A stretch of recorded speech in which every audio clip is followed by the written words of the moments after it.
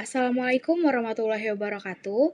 Perkenalkan, saya Zahra Sabira dengan NIM 2030 1080 1004 dari kelompok 1 angkatan 2020.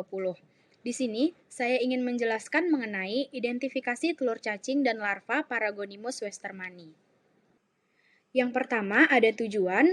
Tujuannya yaitu untuk mengidentifikasi telur cacing dan larva Paragonimus westermani. Untuk dasar teori, di sini ada gambar dari Paragonimus westermani. Yang pertama ada telur cacing, kedua serkaria, dan yang ketiga ada metaserkaria. Paragonimus westermani menyebabkan penyakit Paragomiasis sp. Terdapat 9 spesies genus Paragonimus yaitu Paragonimus westermani, Paragonimus africanus, Paragonimus heterotremus, Paragonimus kellicoti, Paragonimus maxicanus, Paragonimus siamensis, Paragonimus cabini, Paragonimus cabini miyazaki, dan Paragonimus uterobilateralis. Untuk penyebaran secara geografis, cacing Paragonimus westermani ditemukan di India, Pakistan, Nepal, Thailand, Filipina, Indonesia, Papua New Guinea, dan Myanmar. Cacing Paragonimus westermani berhabitat di paru-paru. Cacing tersebut tergolong ke famili Troglotrematidae. Cacing Paragonimus westermani bagian dari beberapa cacing digenia yang menginfeksi saluran pernafasan manusia. Laporan pertama mengenai cacing tersebut menginfeksi manusia terjadi pada abad 19 di Taiwan. Setelah laporan tersebut banyak infeksi lain dengan cepat didiagnosis di Asia Timur. Yang kedua, ada cacing dewasa Paragonimus westermani. Untuk cacing dewasa bertubuh tebal, berwarna coklat kemerahan dengan ukuran panjang 7,5 sampai 12 mm dan lebar 4 sampai 6 mm.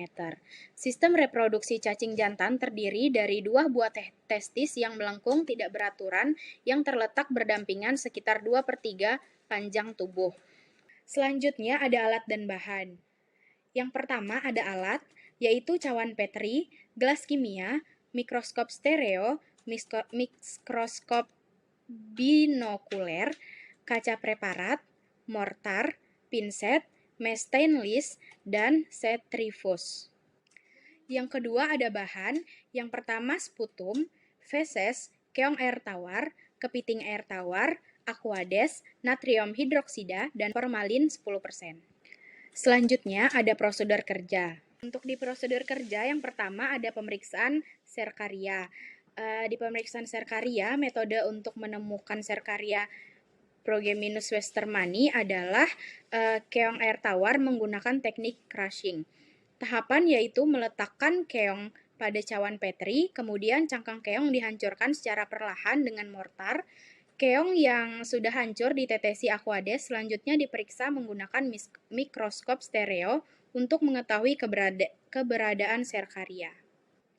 Yang kedua yaitu pemeriksaan metasarkaria. Untuk langkah pertama adalah secara manual mengeluarkan cangkang keras dari kepiting dan melepas insang, yang kemudian ditekan di antara 2 kaca preparat dan diperiksa menggunakan mikroskop. Untuk langkah kedua yaitu mengambil jaringan hepatopankreas, aduk rata di dalam kerapas atau bagian keras dari krustasea, dan pindahkan adukan dalam gelas kimia. Aquades ditambahkan ke dalam adukan, sedimen dibiarkan mengendap selama 5 menit, dan kemudian supernatan dituangkan. Pencucian sedimentasi ini diulangi sampai cairan supernatan dipindahkan melalui saringan stainless mesh ke dalam gelas kimia. Proses sedimentasi diulang sampai supernatan menjadi jernih dan sedimen diperiksa menggunakan mikroskop. Yang ketiga yaitu pemeriksaan telur cacing. Sputum harus diperoleh dari saluran pernafasan bagian bawah dan bukan sampel yang sebagian besar terdiri dari air liur. Pengambilan spesimen dahak harus dilakukan pada pagi hari.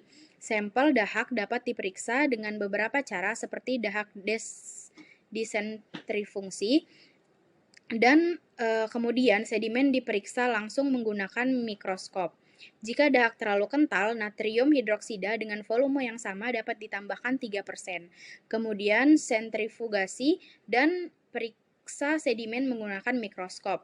Spesimen dapat diawetkan dalam 10% formalin dan prosedur konsentrasi formalin asetat dapat diselesaikan dan sedimen diperiksa menggunakan sediaan langsung atau pewarnaan. Pengerjaan sampel feses menggunakan teknik CATOCATS, pemeriksaan keberadaan telur cacing menggunakan mikroskop binokuler. Sekian yang dapat saya sampaikan, kurang lebihnya saya mohon maaf. Terima kasih.